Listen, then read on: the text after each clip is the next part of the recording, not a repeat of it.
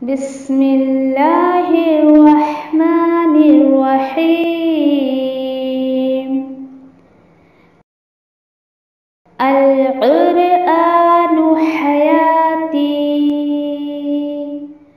The Quran is my life, the way to connect with Allah subhanahu wa ta'ala.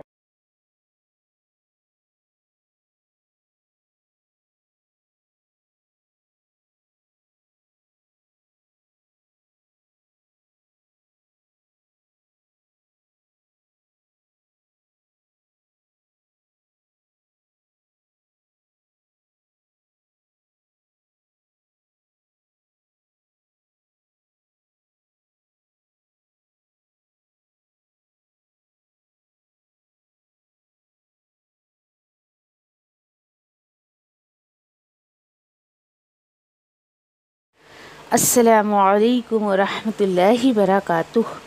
انشاءاللہ سورہ اعراف آیت number 32 to 34 انشاءاللہ دیکھتے ہیں. ان آیتوں میں اللہ سبحانہ وتعالیٰ نے کچھ اور چیزیں جو حرام کی ہے اس کے تعلق سے بتایا ہے. انشاءاللہ دیکھتے ہیں آیتوں کے ذریعے. اعوذ باللہ من الشیطان الرجیم. بسم اللہ الرحمن الرحیم. قل من حرم زینة اللہ التي اخرج لعباده والطیبات من الرزق قل هي للذین آمنوا فی الحیاة الدنیا خالصة یوم القیامہ کذالک نفصل الآیات لقوم یعلمون. اے نبی کریم صلی اللہ علیہ وسلم، آپ ان سے پوچھئے کس نے حرام کی اللہ کی بنائی ہوئی زینت کو جسے اس نے پیدا کیا اپنے بندوں کے لیے، اور پاکیزہ رزق کس نے حرام کیا؟ آپ ان سے کہیے کہ یہ چیزیں ایمان والوں کے لیے، یعنی کہ اللہ نے جو زینت دی ہے اور پاکیزہ رزق، یہ ایمان والوں کے لیے جو مخصوص کر دی گئی ہے، خالص کر دی گئی ہے، دنیا کی زندگی میں بھی اور قیامت کے دن بھی انہی کے لیے یہ مخصوص ہوگا. کذالک، اسی طرح ہم تفصیل سے بیان کرتے ہیں آیتیں ان کے لیے جنہیں علم سیکھنا ہے یا جنہیں معلوم کرنا ہے. آیت نمبر 33. قل انما حرم ربی الفواحش ما ظہر منها وما بطن والإثم والبغي بغير الحق وأن تشركوا بالله ما لم ينزل به سلطانا وَأَن تَقُولُوا عَلَى اللَّهِ مَا لَا تَعْلَمُونَ. اللہ سبحانہ وتعالیٰ فرماتے ہیں اے نبی کریم صلی اللہ علیہ وسلم، آپ انہیں فرما دیجئے در حقیقت حرام کیا میرے رب نے ہر طرح کی بے حیائی، چاہے ظاہری پہلو ہو اس کا چاہے چھپا ہوا ہو، اور گناہ کے سارے کام کو اللہ نے حرام کیا ہے، سرکشی کے سارے کام کو اللہ نے حرام کیا ہے، اور جس کا کسی کو کوئی حق نہیں ہے زیادتی کے کام کرنے کا، سرکشی کے کام کرنے کا. اور اللہ نے یہ بھی حرام کیا ہے کہ شریک کیا جائے اللہ کے ساتھ کسی کو بھی، جس کا اللہ نے کوئی بھی اس کی کوئی دلیل، اس کی کوئی سند نہیں اتاری ہے. اور یہ بھی حرام ہے کہ تم کہو اللہ پر وہ بات جس کا تمہیں کوئی علم نہیں ہے. آیت نمبر 34. وَلِكُلِّ أُمَّةٍ أَجَلٌ فَإِذَا جَاءَ أَجَلُهُمْ لَا يَسْتَأْخِرُونَ سَاعَةً وَلَا يَسْتَقْدِمُونَ. اور ہر امت کے لیے ایک وقت مقرر ہے، پھر جب آ جائے گا ان کا وقت مقرر تو نہیں وہ تاخیر کر سکیں گے اور ایک گھڑی بھی، اور نہ ہی وہ آگے بڑھ سکیں گے ایک گھڑی.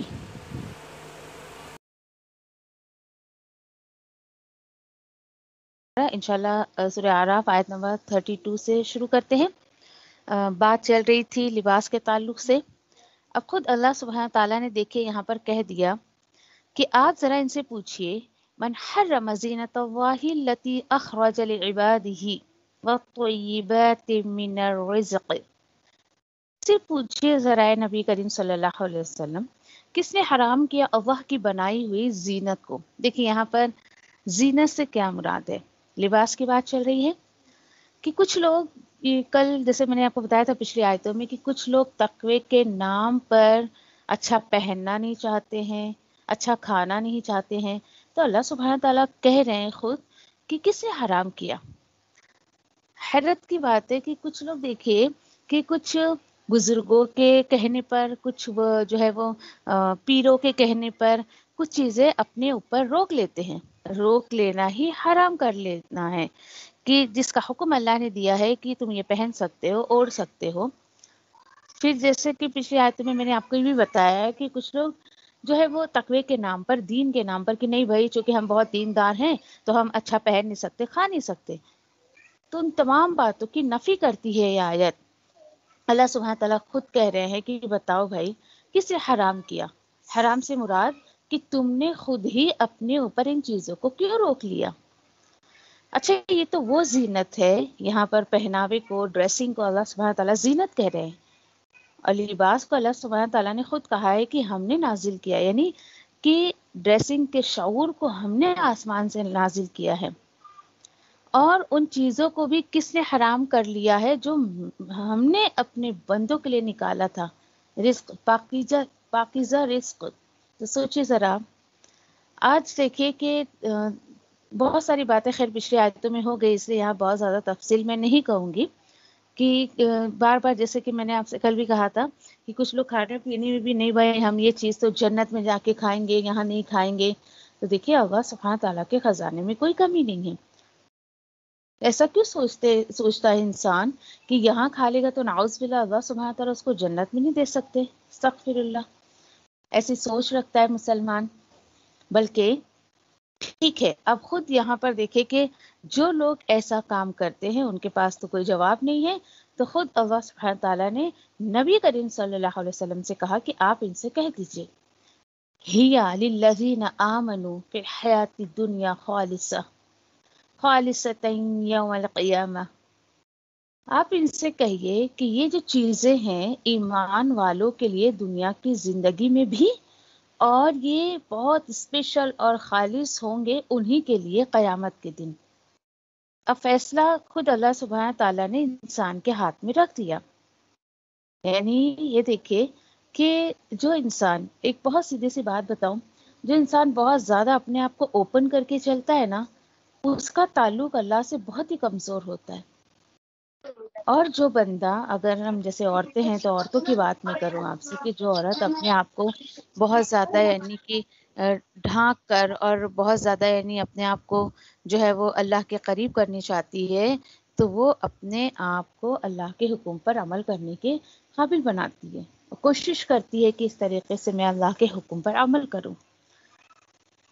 تو یہاں پر اللہ سبحانہ تعالیٰ نے خود کہہ دیا یہ جو لباس جیسی زینت ہم نے نازل کی ہے، اور جو کچھ بھی میں نے اپنے بندوں کے لیے پیدا کیا ہے یا نکالا ہے، پاک رزق، کھانے پینے کی چیزیں، تو اس پر کون دھیان دیتا ہے؟ اور یہ اسپیشل کس کے لیے ہے؟ ایمان والوں کے لیے۔ تو کیا پتہ چلا کہ اللہ کے حکم کے اکارڈنگ انسان جب اپنے آپ کو ڈریس اپ کرتا ہے، کھانے پینے کی چیزوں پر دھیان دیتا ہے، تو گویا کہ وہ ایمان کا ایک لیول اپنے آپ میں چیک کر سکتا ہے۔ یہ ایمان کا تقاضا ہے کہ جب انسان کے اندر شعوری ایمان، دیکھیے وہ ایمان نہیں جو آج سماج ہمارے سامنے پیش کرتا ہے، رسمی مسلمان نہیں، جب ایک شعوری ایمان انسان کے اندر آتا ہے تو وہ اپنے آپ کو چیک کرتا ہے، میرا حال حلیہ کیسا ہے، میرا پہناوا کیسا ہے۔ دیکھیے پہناوا تو یہ کلچر کی باتیں ہیں بالکل بھی، لیکن بس یہاں پہ شرط کیا ہے کہ دو چیزیں یہاں پہ جو بتا دی گئی پیچھے آیت نمبر 26 میں، کہ یواری ہو، ورشہ بھی ہو سکتا ہے، ایسا لباس ہو نہ وہ ٹائٹ ہو اور نہ وہ ٹرانسپیرنٹ ہو۔ یہ ہے ड्रेस की टर्म्स एंड कंडीशंस, और उसके ऊपर ज़ैब व ज़ीनत हो सकता है, ये भी अल्लाह ने परमिशन दिया है। ऐसा नहीं है कि इंसान जो है बहुत सादा सुदा सा लिबास पहने, अल्लाह सुब्हानहू तआला परमिशन देते हैं। इसमें शर्त क्या है कि तुम्हारी सतर, जो कुछ छुपाने का हुक्म है वो चीज़ें आपकी छुपी हुई रहनी चाहिए।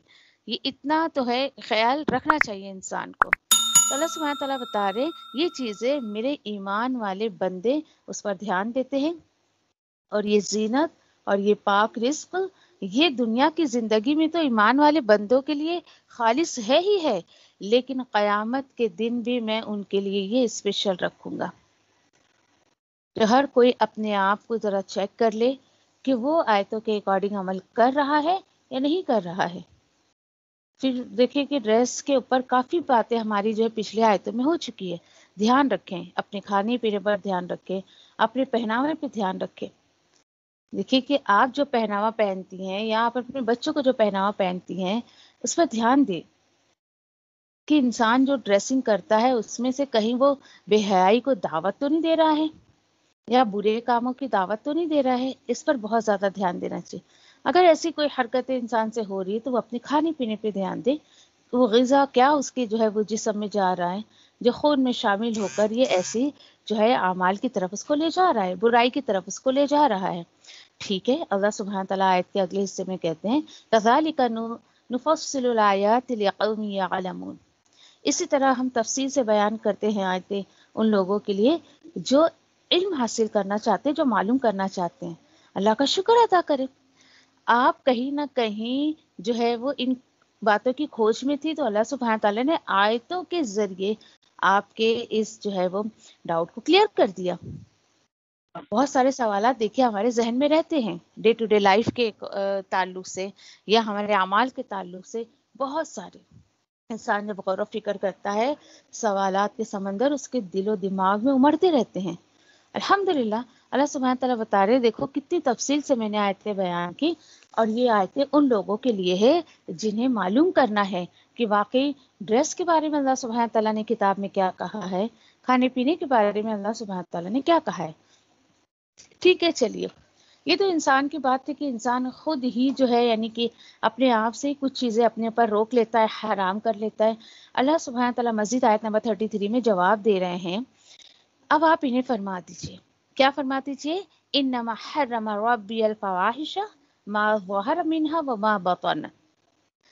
आप इन्हें फरमा दीजिए कि दर हकीकत हराम किया है मेरे रब ने। अब पीछे कुछ आयतों पे मैंने आपसे कहा था ना कि खाना पीना सिर्फ हराम नहीं है, बल्कि अब अल्लाह सुब्हानहू तआला बता रहे हैं कि तुम अपनी तरफ से ये पहनना हराम है, वो पहनना हराम है। आपने देखा है किसी दीनदार को अगर आप थोड़ा सा पैंट शर्ट कोट पहनते हुए देखें, तो कुछ ऐसे दूसरे दीनदार जिन्होंने वाकई दीन का ठेका ले रखा है, वो तो ऐसे ऐसे फतवे लगा देते हैं अल्लाह के उस बंदे पर कि ये तो इस्लाम से ही खारिज हो गया है। क्यों? क्योंकि इसने इस तरीके की ड्रेसिंग की है। ऐसे बहुत सारे मामलात आपने भी सुने होंगे, देखे होंगे। तो देखिए कि दीन के काम से या दीन से ड्रेसिंग का कोई सेंस नहीं है। बस अल्लाह सुब्हानहू तआला ने कहा है कि तुम्हारी सतर को, तुम जिन चीज़ों को छुपाने का तुम्हें हुक्म दिया गया है, ड्रेस वैसा हो तुम्हारा। बाकी चाहे वो शॉर्ट हो, लॉन्ग हो, बस इतना ध्यान रहे कि पूरी तरीके से मर्द की जो सतर है वो ढकी रहे, औरत की जो सतर है वो ढकी रहे। औरत तो पूरी की पूरी छुपी हुई रहनी चाहिए, बिल्कुल ऊपर से नीचे तक। मर्द की भी सतर का जितना, यानी हैरत की बात है कि लोग इस तरीके से पूरी मालूमात लेते नहीं हैं, और ज़रा सा किसी को उन्होंने कि ऐसे इस तरीके से ड्रेसिंग में देखा तो बिल्कुल उस पर जो है वो फतवे लगा देते हैं। अरे उस दीनदार की बात क्या सुनने का, उसका तो ड्रेसअप देखो ऐसा है, वो कोट पहनता है, वो पैंट शर्ट पहनता है, तो भाई कहीं अल्लाह ने मना थोड़ी किया कि तुम ये मत पहनो वो मत पहनो। बिल्कुल इन चीज़ों को इशू बना के देखिए कि अहले मक्का और मदीना वालों का भी यही मसला था। जब बार बार अल्लाह सुब्हानहू तआला ये कह रहे हैं कि पैगाम पर ध्यान दो, लेकिन अहले मक्का ने क्या किया, पैगाम देने वाले पर ध्यान दिया। आप सल्लल्लाहु अलैहि वसल्लम से उन्हें क्यों इतनी चिढ़ थी? इसलिए कि वो पैगाम पे ध्यान नहीं देते थे कि अल्लाह सुब्हानहू तआला ने नबी करीम सल्लल्लाहु अलैहि वसल्लम को इतना खूबसूरत کلام دے کر بھیجا اس کے اوپر انہوں نے غور و فکر نہیں کیا. بس آپ صلی اللہ علیہ وسلم سے یہ یہودیوں کو بڑی چڑ تھی تو انہوں نے بالکل اس کتاب کو مانا ہی نہیں، نہ آپ صلی اللہ علیہ وسلم کو مانا. تو مسئلہ یہی ہوتا ہے. دیکھیے ایسا مت سوچے کہ میسج دینے والا کون ہے، آپ کو میسج پہ دھیان دینا چاہیے کہ میسج مجھے کیا مل رہا ہے، اس سے مجھے سیکھنے کو کیا مل رہا ہے. جو چیزیں آپ کو صحیح لگتی ہے اس کو لے لے، باقی چھوڑ دے. جس طریقے سے دیکھیے، پھر اس پر ایگزامپل میں آپ کو دوں گی. پوسٹ مین آ کر جب جو بھی اپنی ڈیوٹی کرتا ہے، جو بھی اس کو لیٹرس جو ہے وہ پوسٹ کرنے، بھائی اس کی ڈیوٹی وہ کر کے چلا جاتا ہے. اب اس کے بعد اس کو اس سے کوئی مطلب نہیں ہوتا ہے کہ اس نے جو لیٹر دیا ہے وہ پڑھنے والے نے پڑھا نہیں پڑھا، کچھ نہیں، اس نے اپنی ڈیوٹی کر لی. تو اس کو تو کوئی نہیں کہتا ہے بھائی تو نے میرے پاس یہ خوشخبری والا لیٹر کیوں لایا یا سیڈ والا لیٹر کیوں لایا. اس کو تو کوئی نہیں کہتا ہے کچھ.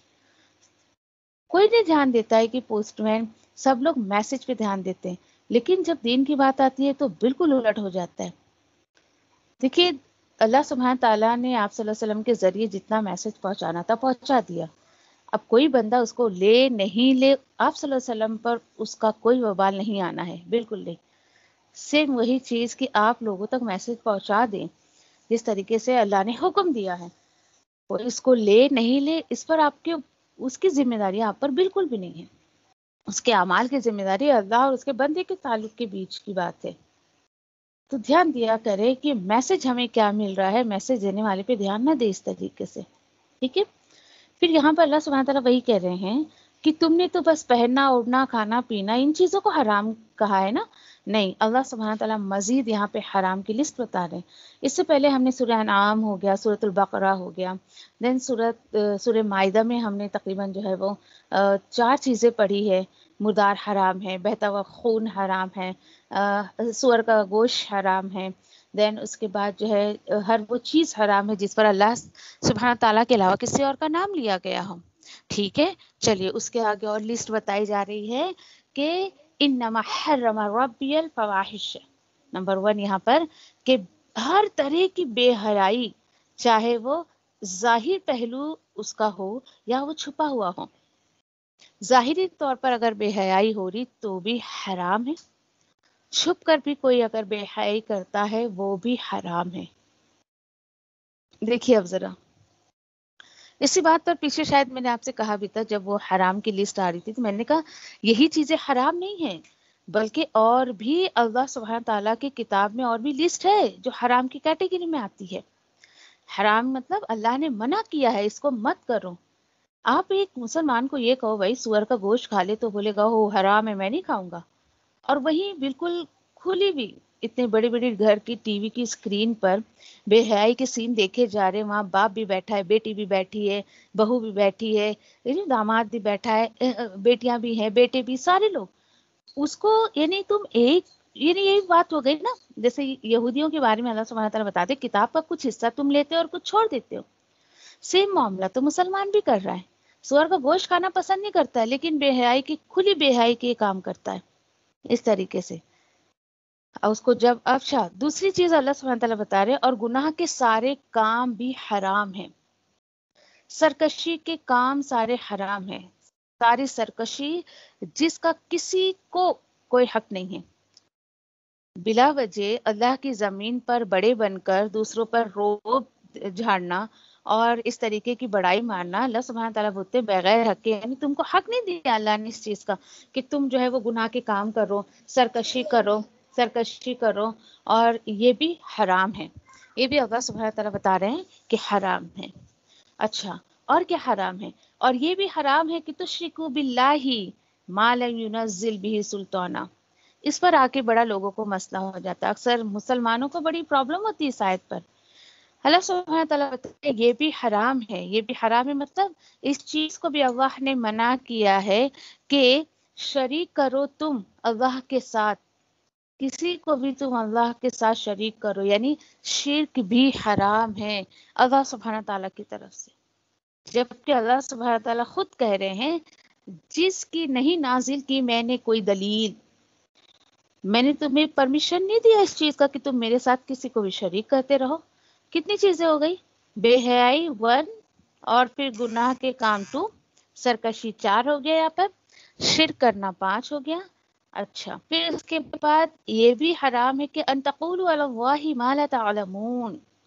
یہ بھی چیز حرام ہے کہ تم اللہ پر وہ بات کہو جس کا تمہیں کوئی علم نہیں ہے. اس پر بہت زیادہ انسان کو کیئرفل رہنا چاہیے.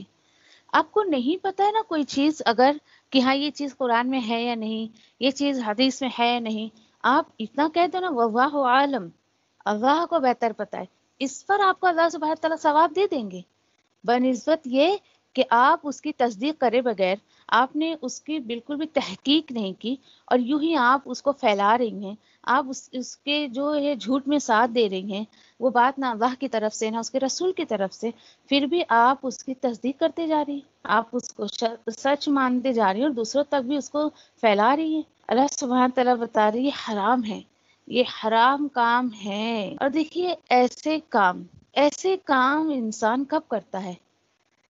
جب اوپر جو بات گئی نا کہ دیکھے کہ جب اس کے اندر ایمان نہیں ہوگا، اور ایمان 2 چیزوں پہ اللہ نے رکھ دیا ہے کہ تم اپنے جو ہے پہناوے صحیح کر لو اور اپنا کھانا پینا صحیح کر لو. کھانے پینے سے اصل میں ساری چیزوں کا بہت زیادہ تعلق ہے. آیتوں میں بتا دیا اللہ سبحانہ تعالیٰ نے کہ جس چیز کے لیے میں نے روک دیا اس سے رک جاؤ. تم لوگ کھانے پینے میں تو بڑی احتیاط کرتے ہو، یہ حرام ہے، یہ نہیں کھانا چاہیے، ان چیزوں کو کیوں بھول جاتے ہو؟ اسی لیے بات دیکھیے کھانے پینے کے بعد کی، پہناوے کے بعد کی فوراً ہی بات یہ آیت آئی ہے کیونکہ اللہ سبحانہ تعالیٰ نے خلاصہ کر دیا ان چیزوں کو تو تم نہیں مانتے ہو، اور بڑے پہناوے پہ کہ یہ حرام ہے، یہ ڈریسنگ نہیں کرنی چاہیے، وہ حرام ہے. بالکل سوچے سمجھے مسلمان کچھ بھی بولتے رہتا ہے. ٹھیک ہے، اللہ سبحانہ تعالیٰ بولتے کہ سدھرتے ہو تو سدھرو، نہیں تو پھر آیت نمبر 34 میں کیا بولا جا رہا ہے؟ وَلِكُلِّ أُمَّةٍ أَجَلٌ. دیکھو اب کوئی یہ کہے لو بھائی ٹھیک ہے یہاں تو یہ بتایا گیا یہ حرام ہے وہ حرام ہے، ہم تو ایک مدت سے یہ سب کچھ کرتے چلے آ رہے ہیں. ٹھیک ہے بھائی، میں تو بے حیائی بھی کرتی ہوں، میں تو بہت گناہ کے کام بھی کرتی ہوں، زیادتی بھی کرتی ہوں، میں تو شرک بھی کرتی ہوں، اور میں تو کچھ بھی کہہ دیتی ہوں اللہ کے بارے میں. کوئی ایسا کہہ سکتا ہے نا؟ کوئی ایک سنگل پرسن بھی ہو سکتا ہے، ایک امت بھی ہو سکتی ہے، گروپ بھی ہو سکتا ہے جو بالکل ان آیتوں کے مخالفت میں کھڑا ہے، اور اس سے جب یہ کہا جائے مت کرو ایسا، تو کوئی یہ بول سکتا ہے نا او ہو چلو ہم سب تو کرتے ہیں پھر بھی ہمارے پر اللہ کا عذاب کیوں نہیں آتا ہے یا اللہ کی پکڑ کیوں نہیں آتی ہے؟ تو اللہ سبحانہ تعالیٰ جواب دے رہے ہیں کہ ہر امت کا ایک وقت مقرر ہے. اگر کوئی انسان اس طریقے کی عمل کر رہا ہے اور پھر بھی اللہ کی اس کو پکڑ نہیں آ رہی ہے، تو اللہ سبحانہ تعالیٰ بتا رہے تمہارا وقت نہیں آیا ابھی. اللہ سبحانہ تعالیٰ کی سنت یہ ہے کہ ہر کام اللہ سبحانہ تعالیٰ وقت پر کرتے ہیں. ٹھیک ہے، فَإِذَا جَاءَ أَجَلُهُمْ، جب آ جائے گا اس کا وقت مقرر تو پھر لا يَسْتَأْخِرُونَ سَاعَةً وَلَا يَقْتَدِمُونَ. ہوگا کیا؟ اگر اس کا وقت آ گیا، اس کی پکڑ کا وقت آ گیا تو بالکل وہ پیچھے نہیں ہٹ سکتا ہے ایک گھڑی، اور نہ ہی وہ آگے بڑھ سکتا ہے ایک گھڑی. جتنے بچ کے جتنے منٹ پر جتنے سیکنڈ پر اللہ کے حکم سے اس پر پکڑ آنی ہے تو وہ آ ہی جائے گی، پھر کوئی بھی اس کو بچا نہیں سکتا ہے. یہ اللہ سبحانہ تعالیٰ نے بالکل اس بات کا خلاصہ کر دیا. تو کوئی بھی یہ نہ سوچے کہ ہم تو بھائی ان تمام کاموں میں انوالو ہیں، ہم تو بالکل سوچے سمجھے بغیر کسی کو اسلام سے داخل کر دیتے ہیں، خارج کر دیتے ہیں، اپنی مرضی سے جس کو چاہ لے لیا جس کو چاہ چھوڑ دیا، ہم تو یہ بھی کرتے وہ بھی کرتے. کوئی بات نہیں، اللہ تعالیٰ بول رہے میری تو سنت یہ ہے کہ جو میں نے ٹائم فکس کر دیا ہے تو میں اس کے اکارڈنگ ہی کام کرتا ہوں. تو انسان کو جو ہے وہ غور و فکر کرنا چاہیے. الحمدللہ آیت نمبر 34 تک ہمارا ہو گیا.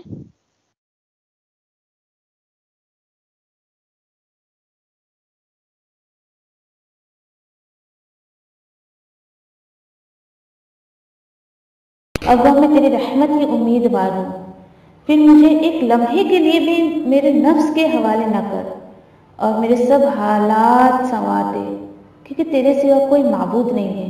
اللہ میں تجھ سے نفع بخش علم، پاکیزہ رزق اور قبول ہونے والے عمل کا سوال کرتی ہوں.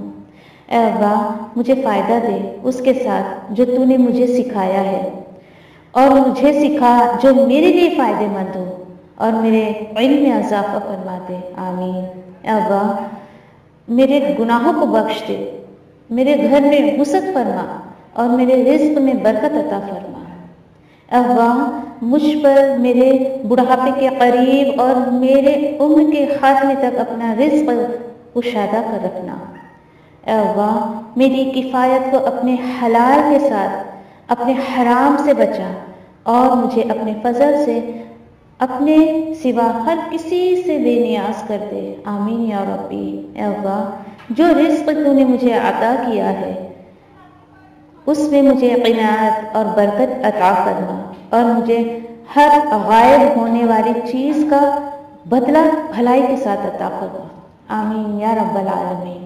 اے اللہ کوئی کام آسان نہیں مگر جسے تو آسان کر دے، اور جب تو چاہتا ہے مشکل کو آسان کر دیتا ہے۔